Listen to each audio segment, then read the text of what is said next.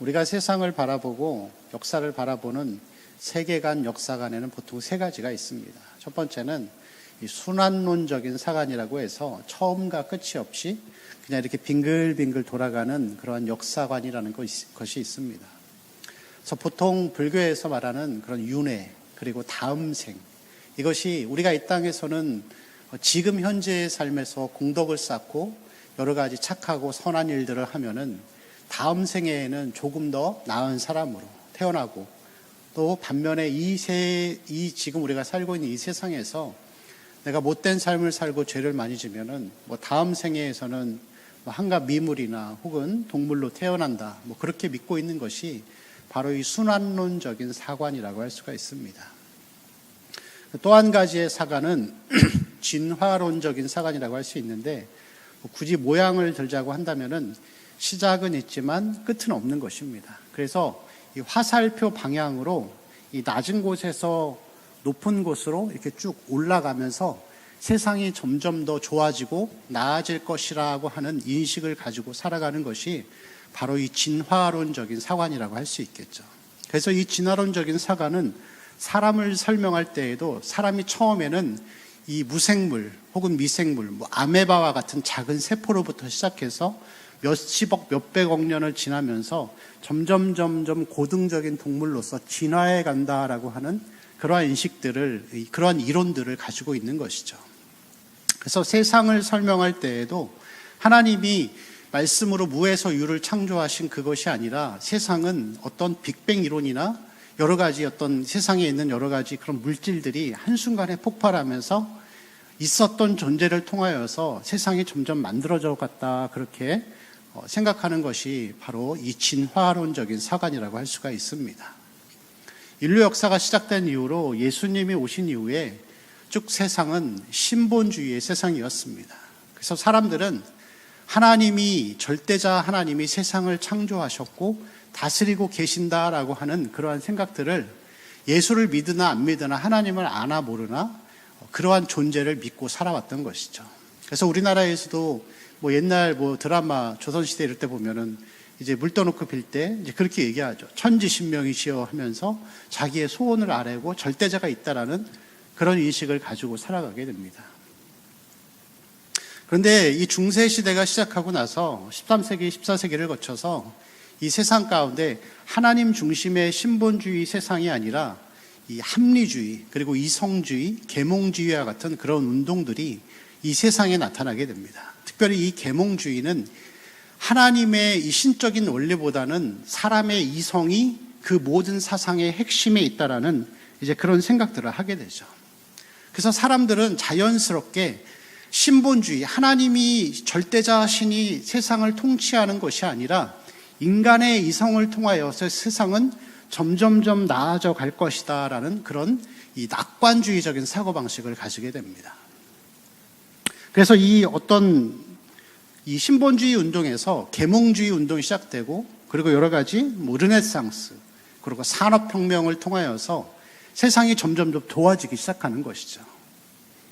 그래서 1800년도에 들어서는 비행기가 막 개발이 되고 여러 가지 신약이 개발되고, 그리고 전기가 발명이 되죠.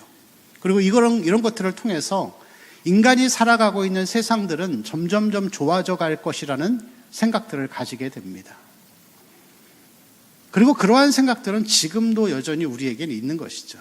제가 어렸을 적에만 해도, 이 초등학교 한 30년 전만 해도 온 동네 중에서 전화기가 있던 집은 우리 집밖에 없었습니다. 그래서 집에 전화가 막 울리면은, 유선 전화기죠. 그게 막 울리면은 동네 사람들이 다 뛰어오는 거예요. 신기해가지고. 그러니까 전화를 받으면은 서울에 살고 있는 우리 친척, 삼촌이나 이런 분들과 통화를 했던 그런 기록들이 있습니다. 그리고 불과 몇십 년이 안 지나서 지금 우리는 이 스마트폰이라는 것을 들고 다니죠. 이 스마트폰 하나면은 하루 종일 심심하지 않습니다. 뭐든지 다 할 수 있는 것이죠. 그래서 인간의 세계가 점점 좋아져 갈 것이라고 그렇게 생각하는 것이 바로 이 진화론적인 사관이라고 할 수가 있습니다. 여러분, 그런데 이러한 이 진화론의 사관을 가지고서 이 낙관주의 운동이 일어나면서 1800년도 후반부터 인간의 세상은 하나님 없이도 신의 존재도 없이도 얼마든지 세상이 유토피아를 만들 수 있을 것이라는 그러한 생각들을 가지게 됩니다. 그리고 신의 존재를 더 이상 인정하지 않는 것이 이제 1900년도에 들어서면서 본격적으로 벌어지게 되죠. 그리고 이러한 인간들의 그런 진화론적인 사관 가운데에서 세상이 급속하게 계속해서 발전할 것이라는 이 낙관주의 운동이 한참 일어나던 그때에 1차 세계대전이 일어납니다. 그리고 얼마 후에 다시 2차 세계대전이 일어나죠. 세상이 초토화가 됩니다. 그리고 인간의 죄성이 얼마나 극악하고 악한지를 사람들은 보게 되죠. 여러분, 그래서 이 신학자들은 1차, 2차 세계대전을 인간의 오만함에 대한 하나님의 심판이라고 그렇게 생각하는 분들이 상당수가 있습니다. 일리가 있죠. 그리고 이러한 이 세계대전을 겪으면서 이제 이 세상에는 그런 생각들이 팽배하게 됩니다. 절대주의는 없다. 그리고 너도 진리고 나도 진리다. 그게 바로 포스트 모더니즘의 운동입니다. 그래서 지금은 뭐 너도 옳고 나도 옳다. 하나님도 계시고 부처도 있고 예수도 있고 다 있다 하면서 누가 최고의 절대 권력자 그게 아니라 서로가 생각하는 것이 진리이고 내가 생각하는 삶의 방식이 그게 옳다라고 우리는 생각하고 있죠. 여러분, 지금 우리가 살고 있는 이 시대에도 이 낙관주의 운동이 넘어지고 이 세계대전을 통해서 인간이 얼마나 극악한지를 보았으면서도 여전히 우리는 세상은 점점점 좋아질 것이라는 생각을 가지고 살아가고 있습니다. 옛날에는 환갑이라는 말이 있었죠. 60만 넘으면 잘 살았다 해서 잔치를 열어주는 거죠. 여러분, 요즘에 60에 환갑잔치 하면 어떻게 되죠? 욕먹죠. 60이 아니라 80에도 활동하고 90이 넘어도 정정하시는 어르신들이 많잖아요. 우리는 이러한 의술의 발달이나 이런 것들을 보면서 인간이 사는 세상이 점점 좋아질 것이라는 생각을 우리가 자꾸만 그런 생각을 가지고 살아가게 됩니다. 여러분, 그래서 우리 그리스도인들이 가끔 그런 생각들을 하죠. 어려운 일을 당할 때마다 지금은 어렵지만 언젠가는 나에게도 좋은 날이 올 거야. 꽃길을 걸을 날이 올 거야. 잘 참자. 그렇게 생각할 때가 있습니다.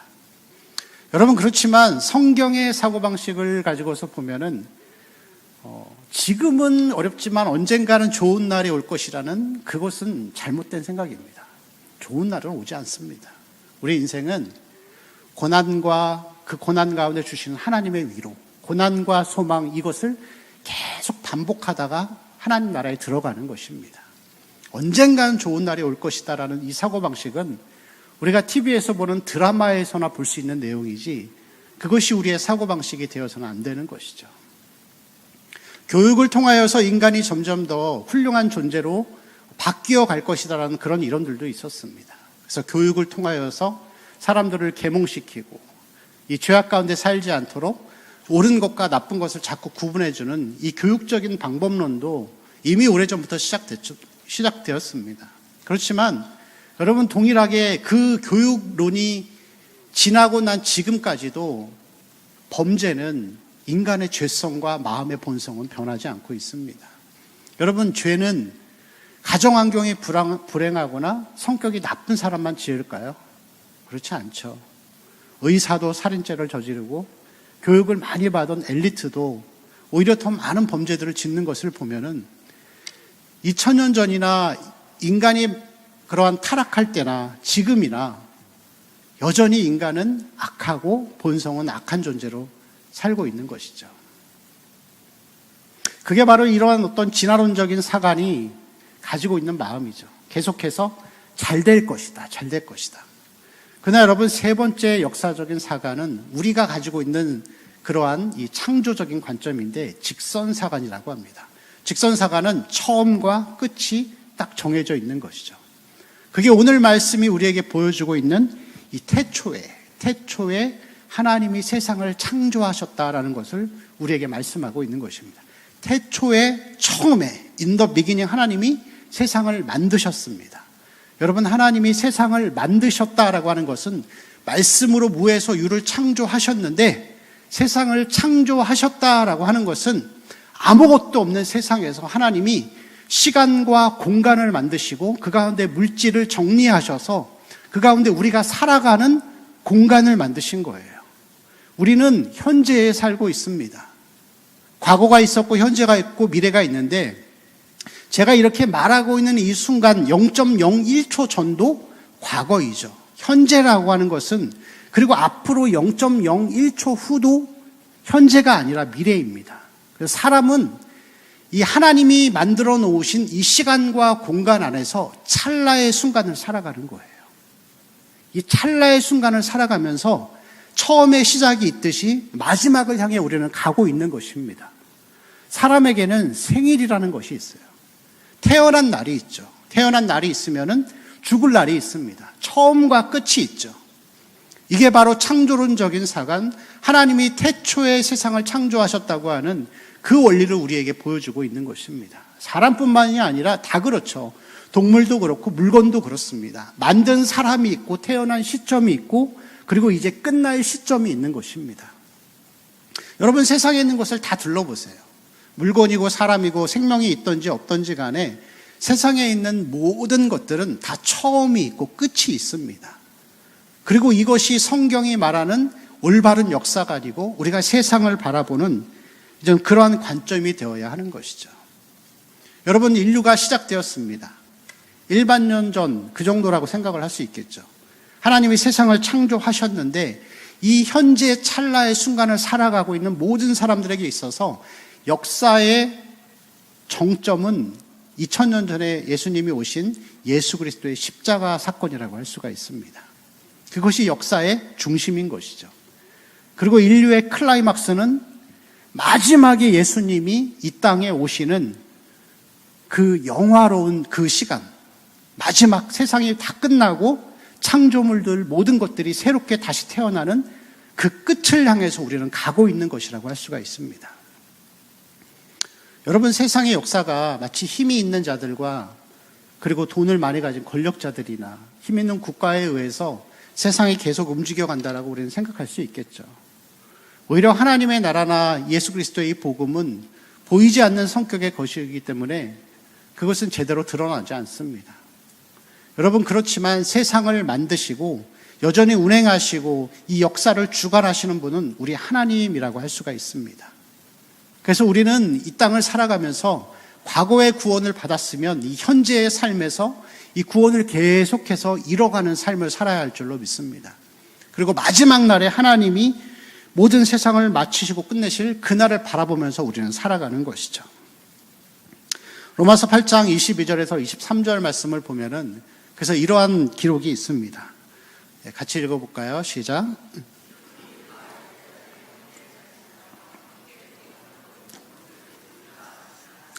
그뿐 아니라 또한 우리 곧 성령의 처음 익은 열매를 받은 우리까지도 속으로 탄식하여 양자될 것 곧 우리 몸의 속량을 기다리느니라. 아멘.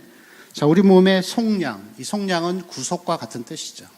그래서 우리는 과거에 구원받았지만 현재 천국을 준비하면서 이 구원을 이뤄가는 삶 가운데에서 마지막 우리 몸의 구속을 기다리는 것입니다.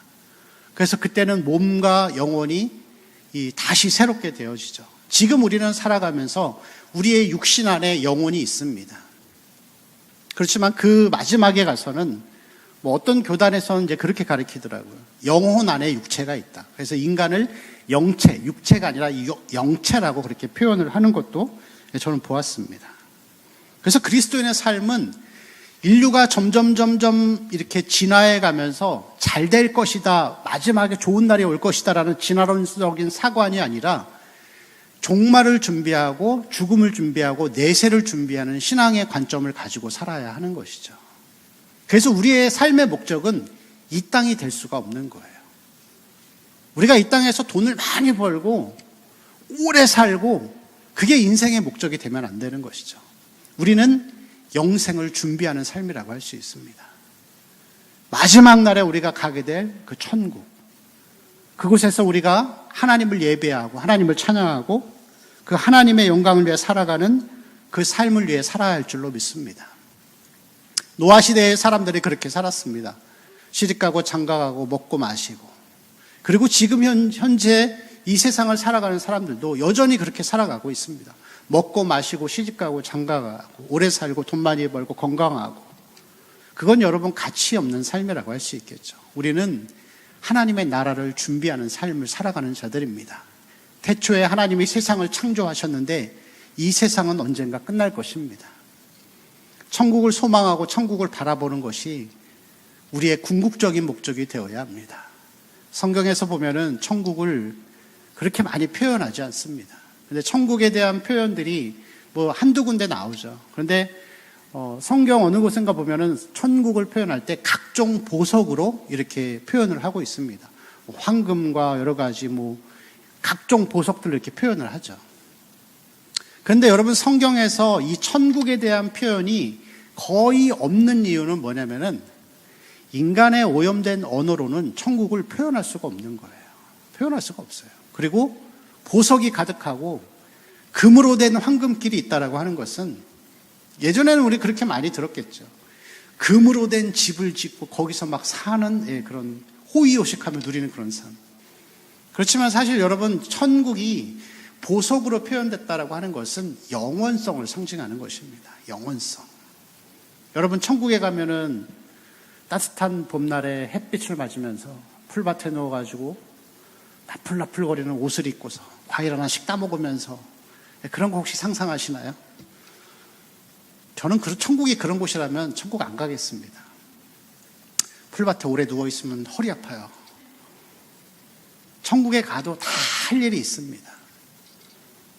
어떤 사람은 찬양대에서 지휘를 할 것이고 이건 제 그냥 생각입니다. 하나님을 영원히 찬양하고 예배하는 일에 우리에게 맡겨진 각자의 사명들이 다 있는 것이죠. 우리가 교회에서 때로는 헌금위원으로, 때로는 기도하는 사람으로, 설교자로 서 있듯이 천국에서는 하나님을 찬양하고 하나님의 영광을 돌리는 그 세상, 그래서 하나님을 높이는 것으로 가득 차 있는 곳이 천국입니다. 그렇기 때문에 여러분 이 땅에서 우리가 하나님을 찬양하고 예배하는 게 지겨운 사람은 천국 가면 안 됩니다. 그런 사람은 천국 가면 천국이 아니라 지옥이에요. 천국은 하나님을 예배하는 곳입니다. 그리고 저도 천국을 소망합니다.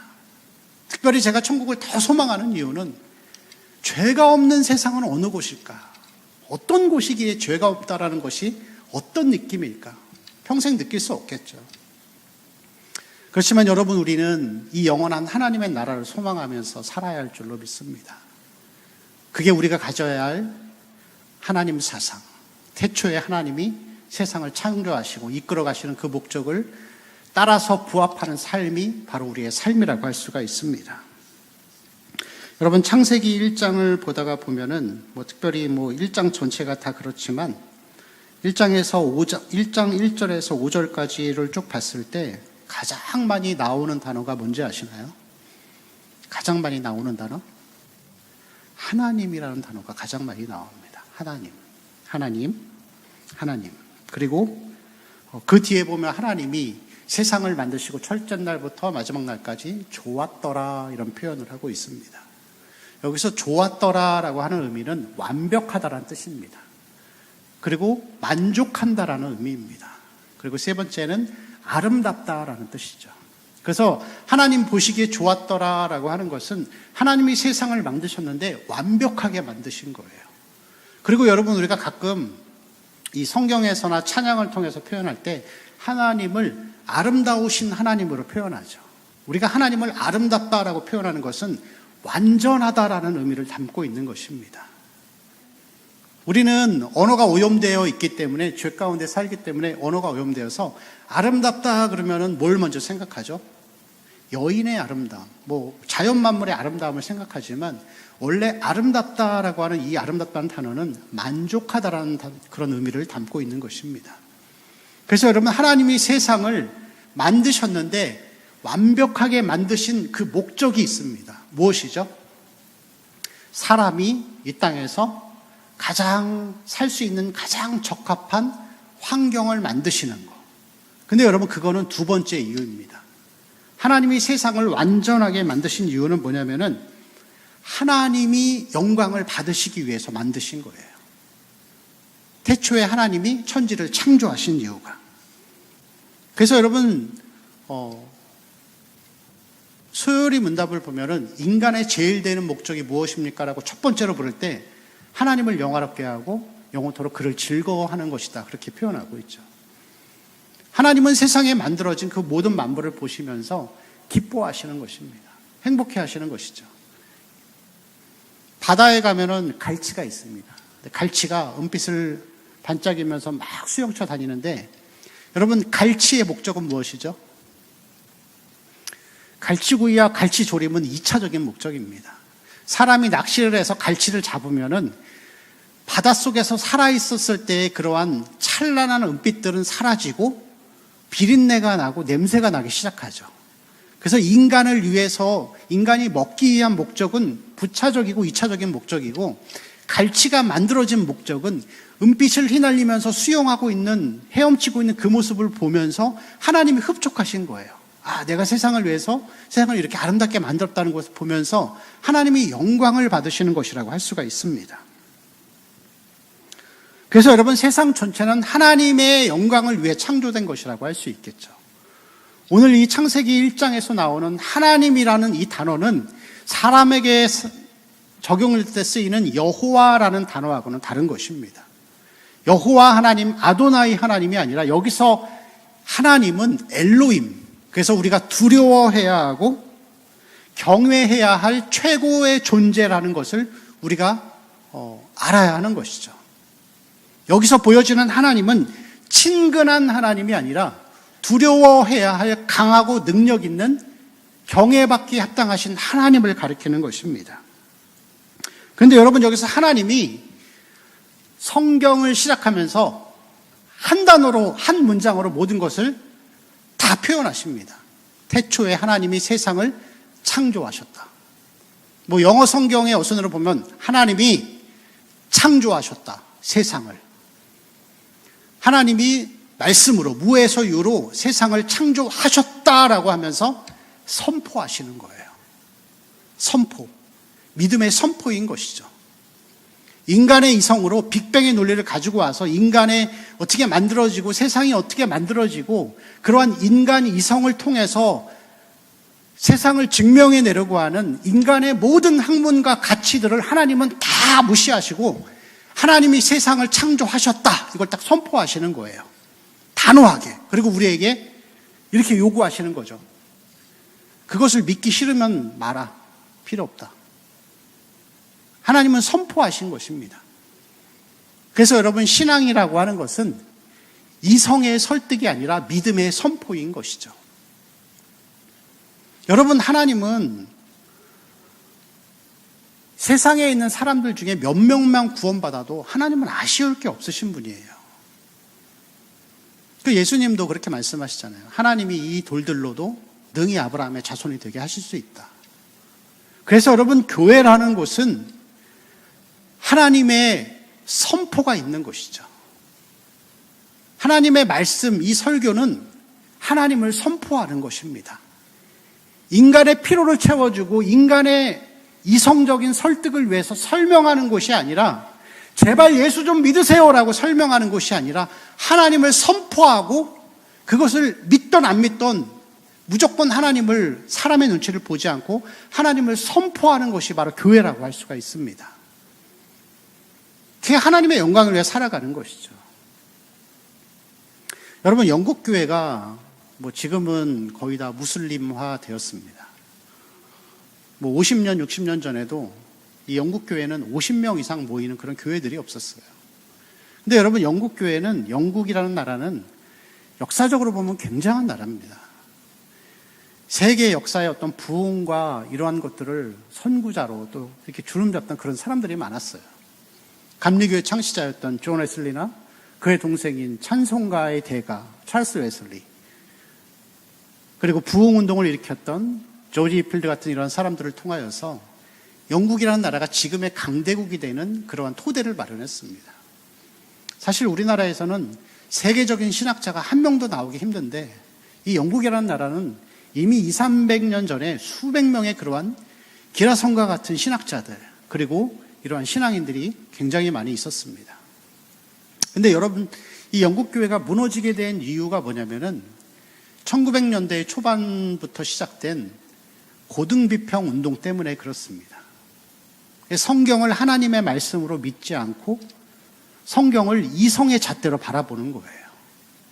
우리는 홍해가 갈라지고 거기 사람이 건너갔다. 그리고 이 홍해 바닥이 마른 땅이었다라는 것을 무엇을 보고 알죠?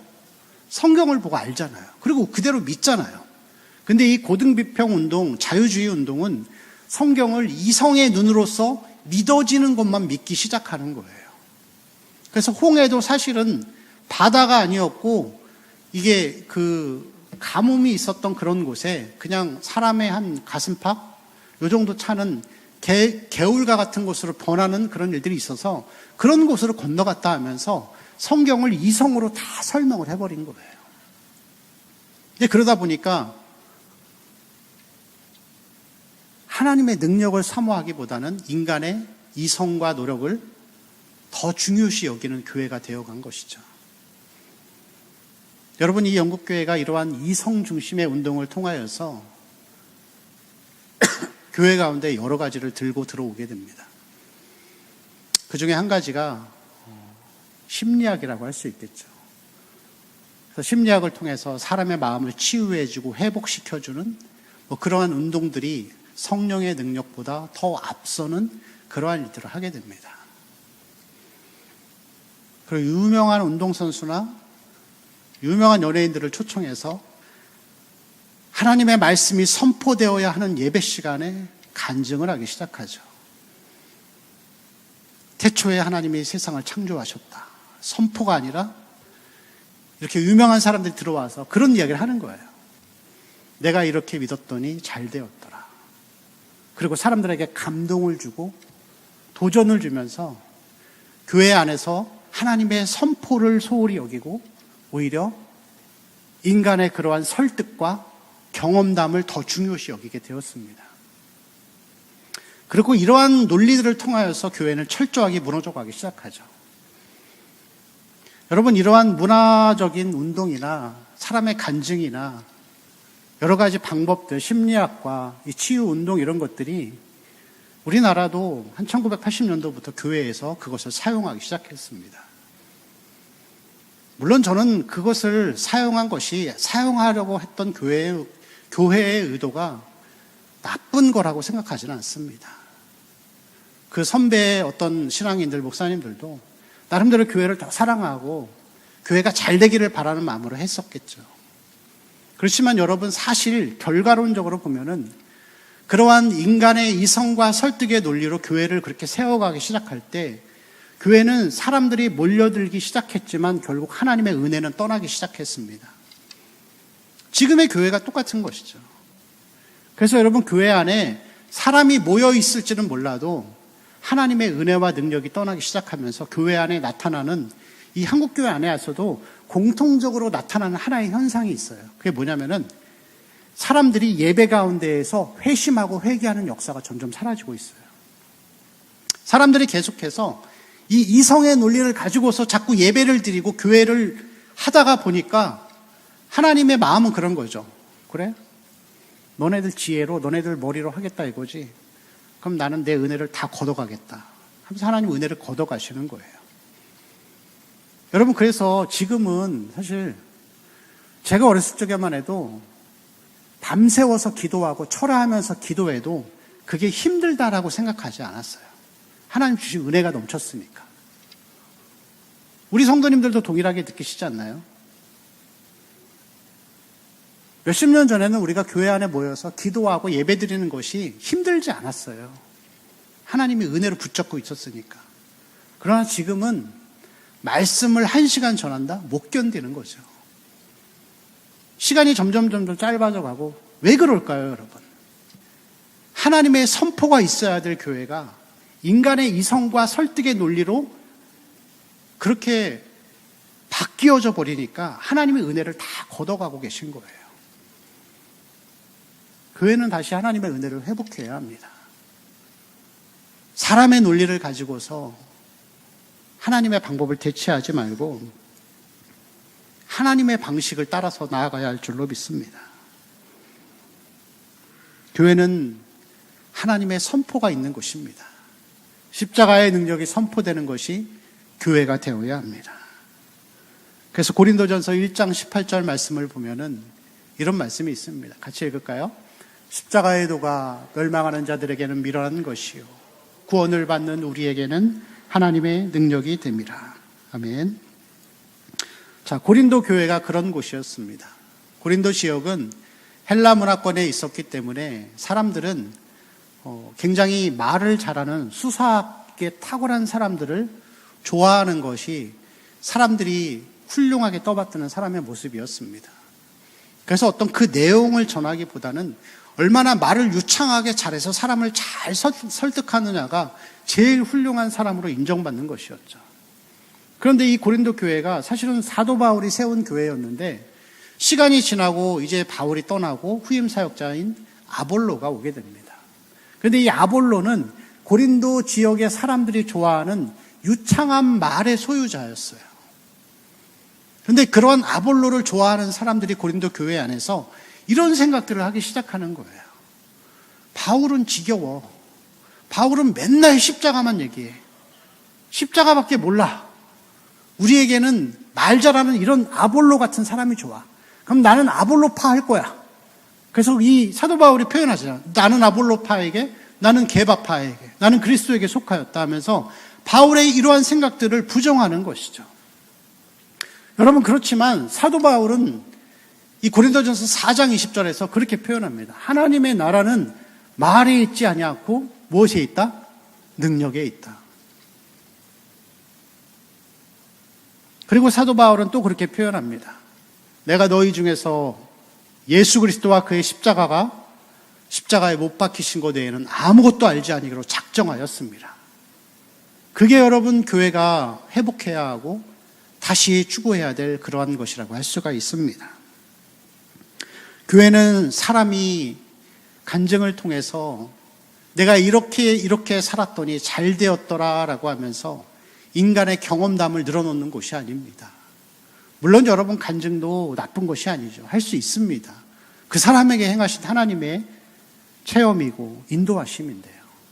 그렇지만 여러분 그것이 설교를 대체하고 그것이 예배를 대체할 수 있다는 생각은 그릇된 것입니다. 교회는 언제나 하나님의 말씀이 선포되어지는 곳이 되어야 합니다. 하나님의 능력이 있을 때 교회는 다시 회복되는 것입니다. 하나님이 말씀하셨습니다. 태초에 하나님이 천지를 창조하셨다. 이것은 인간의 어떤 고려함, 제발 좀 믿어줘라, 설득이 아니라 하나님은 선포하고 계신 것입니다. 하나님의 능력을 믿고 여러분 그것을 선포하고 우리가 나아가야 할 줄로 믿습니다. 그것이 참된 신앙이고 그것이 교회가 회복되어야 될 하나님의 능력과 은혜라고 할 수가 있습니다. 여러분 종교개혁 시대에 보면은 이 칼빈이나 루터가 종교개혁을 일으켰던 이유가 있습니다. 사람들이 하나님 앞에 나올 때에 오직 예수 그리스도와 십자가를 통해서만 나와야 하는데 하나님의 능력, 예수 그리스도의 십자가를 의지하지 않고 다른 주변적인 것들을 가지고 자꾸 나아오는 거예요. 그래서 때로는 나무 조각 하나를 가져와 가지고 이것이 예수님이 달리셨던 십자가의 한 조각이다. 이게 있어야 하나님 앞에, 거룩한 하나님 앞에 나올 수 있다. 그리고 때로는 하나님 앞에 나올 때 예수님만으로는 우리는 좀 부족한 사람들이니까 성모 마리아를 의지하고 또 제자들에게 기도를 통해서 하나님 앞에 나와야 한다는 그런 생각들을 가지고 있었습니다. 우리는 자꾸만 우리의 생각을 가지고서 하나님 앞에 나올 때에도 예수 그리스도와 십자가의 능력 외에 다른 것을 자꾸 첨가하고 더하려고 하는 그런 생각들을 가질 때가 있습니다. 그러면서 이 종교개혁가들은 그렇게 외친 것이죠. 오직 말씀, 오직 은혜, 오직 하나님의 영광. 그게 교회가 추구하고 나아가야 할 것이라고 믿습니다. 교회는 사람의 설득과 이성의 생각들이 자리 잡는 곳이 아닙니다. 이곳은 하나님의 능력을 선포하는 곳입니다. 하나님의 능력만이 사람을 변화시키고 사람을 회복시킵니다. 다시 하나님의 능력을 믿고 그 십자가만을 바라보며 나아가는 우리 성도님들의 삶이 되시기를 축원합니다. 기도하겠습니다.